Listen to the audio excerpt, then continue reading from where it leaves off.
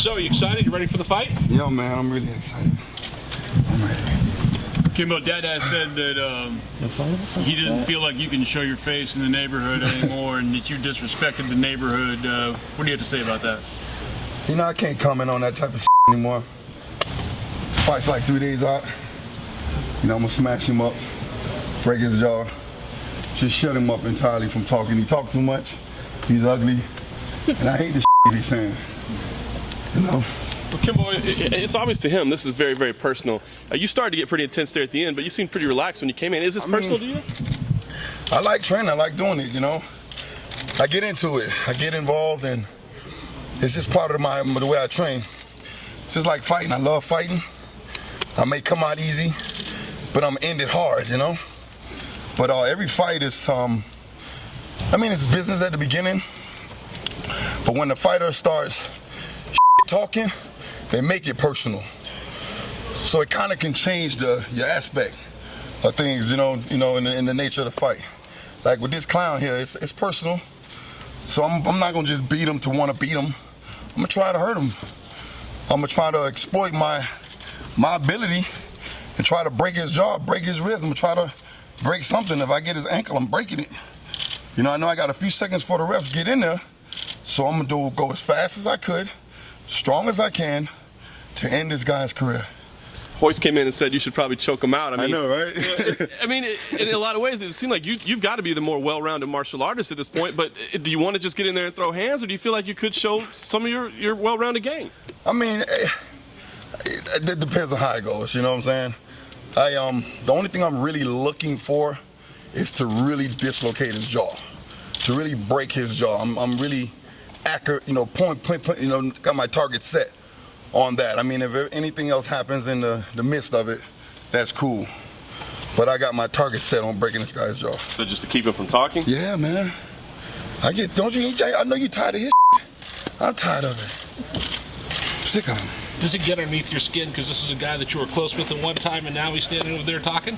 What bothers me the most is that hood shit he talking about. You know, like talking about with childhood friends. I was a child at the time. I lived in that neighborhood at the time. I haven't been a child for over 30 years. I haven't lived in that neighborhood for over 25 years. So for him to keep saying, I left the hood, come on, man, what are you talking about? I mean, what sense are you making? You know what I'm saying? I got kids and, you know, possibly grandkids out there. I'm not worrying about the, you know, no hood shit right now. Not at this point in my life. No disrespect to all my homies in the hood, you know, from back in the days, but come on, man, you gotta be a fool to be around here talking about some hood shit. For those who want to watch the fight on Friday night, give me a little taste. Why should people tune in to watch this fight? You know, people are gonna tune into this fight because, I mean, you really look at the country was, we got this country on fighting and drama and all that. And that this, you know, Tupac and Biggie drama, you know, in the NFL it's drama, this team against that team. It's always a rivalry going on. So for fight fans, this is like perfect form, you know. They know somebody, well, they know this getting knocked out. You know, and I ain't gonna say somebody, he's gonna get knocked out. The Ken and just Ken Shamrock in the Hoist fight. Drama, man. I'm honored to be on that damn card. You know what I'm saying? How about action? Because a lot of times people tune in to fight and they go to sleep. We're gonna see action here, aren't we? Yeah. Don't you promise that? I'm not a boring fighter. A lot of fans know that. Everybody know that about me. You're gonna get your pluck for your buck. I do not come into a fight trying to go 3 rounds, to lay on the ground and do all that. Even though I possess some of the skills to be a well-rounded fighter, but I like an old-fashioned knockout. He's predicting a first-round finish. You think the same? Definitely a first-round finish. He's not gonna last standing with me for 3 rounds banging like I bang. He can't do it. He can't do it. Kimbo, do you believe that he used to work for you? I mean, do you believe that he deserves this shot at you right now? The way he runs his mouth, hell yeah, he deserves it. He deserves me to knock him the out. That's what he deserves.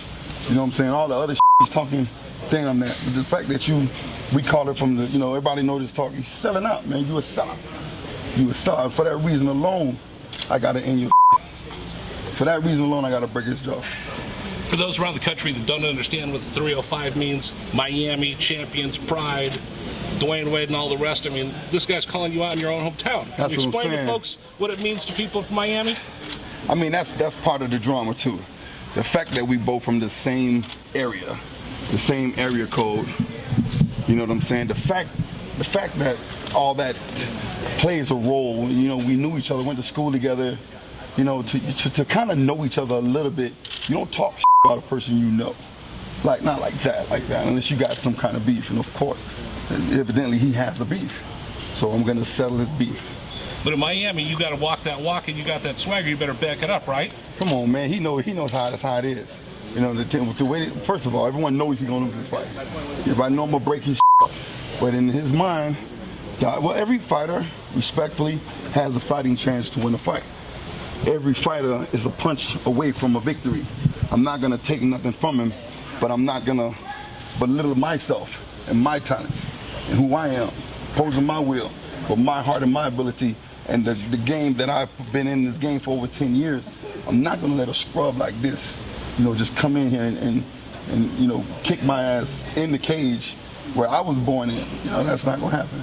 Kimbo, there's obviously a long history between you and Dada, and there's been verbal barbs in the media back and forth and everything. But I want to know, have the two of you, did you guys ever have words before all this started? No. Or was it was between other people? Don't you think there's some kind of thing missing between the two of you, that maybe there was a misunderstanding that led to what it is now? That sounds like a novel. That sounds like a book for a relationship, what you just said. But respectfully, you know what I'm saying? He's a grown man as well as I am. No one needs to put into his head for him to feel the way he feels. No one definitely doesn't do it to me. So whatever is going on in his head spawned from him, his feeling, his thoughts, whatever he had going on, whether it was jealousy or, you know, again, beef towards me, my guy Icy Mike and our crew. Right. That came up with this. You know what I'm saying? He decided, you know, we were done with the street fights, to pick up and run with it and it up, or try to up. No, it is what it is now, but do you think you guys could have squashed it, so to speak? Do you think you could have had some kind of talk? I never knew this was coming. I just heard him call me out. You know what I'm saying? And you didn't want to get to the bottom of it? You just said, we're getting to the bottom of it now. This is how we get to the bottom of it. Two grown men settling their beef right here in the cage as fighters. That's how you settle it. There's no other way. There's no sitting down talking over a glass of wine and dinner. Nah, it's not gonna happen. So what happens to whoever loses when you got to go back home and face everybody? That's on him. That's on him. What's going to be like for him back in the neighborhood then, back at 305? That's on him. I know me and my boy after this fight, we going to Club Live, you know, and then I might go to, you know, Charles Spot. What Charles Spot at? The restaurant? Cut 432. Yeah, say what is it? Cut 432. Cut 432 and go there and get me a nice bone-in ribeye, live on Sunday. Oh, you thought Charles You Wilson's know? spot. Yeah, Charles Wilson's spot. You know Charlie. Yeah. That's what's up, man. Go by his spot and enjoy a good dinner, you know, and go to Club Live, and then back on Monday, train him. You outside his house and in his I know, right? house. Train on Monday, you know, and continue to take care of my family and be ready for a July fight. This is your second main event in a few months, and obviously, not that you were in obscurity, but I mean, you went from a huge pinnacle back with the EXC, and then when you're in the UFC, how do you feel? Does you feel grateful? Put into words like. I am grateful. I do feel great. The fans still want to see you. Yes, you know, and it's amazing. It's a beautiful thing because, you know, again, a lot of fans can relate to me. I don't shine off. I don't think I'm better than anyone else. You know what I'm saying? I put in hard work to get where I am, to be where I am. You know what I'm saying? Just like everybody get up every morning and go to work. I get up every morning to train and do what I do. I take care of my family like you do, put on my pants one leg at a time. You know, I'm not different from nobody else. I just got a kick-ass spirit when it comes down to fighting.